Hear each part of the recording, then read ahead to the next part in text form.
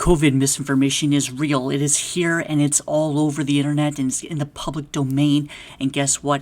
It's not just coming from anybody specific. It's also coming down from the government and corporations.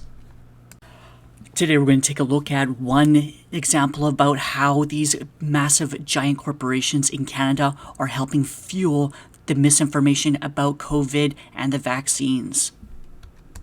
So there was a employee looking at the COVID policies for the company that they work for, and this is what they stumbled across on the FAQ. The question is, why should I consider getting vaccinated? And in the very first line, the company puts, vaccinations simultaneously decrease the risk of transmitting the illness.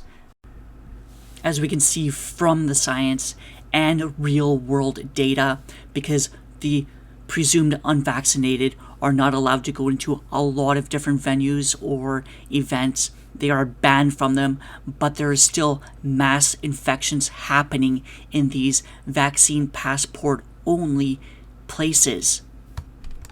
Their notice then goes on and reads as, we know there's a lot of misinformation floating around about the pandemic and the vaccines. It can be hard to make a decision.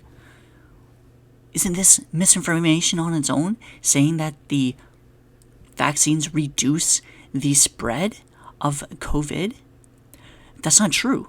We know that it does reduce the infectious period, but it doesn't reduce the transmission of the virus.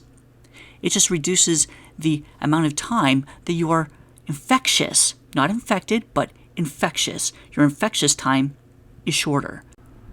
But in that infectious time, you're still carrying a viral load and you can spread it to anybody. Doesn't matter if they're vaccinated or unvaccinated, you can still spread it because you're infectious. Thank you for watching today. Because this show sucks, hit that like and subscribe and notifications button because we're going to be putting out more videos in the future.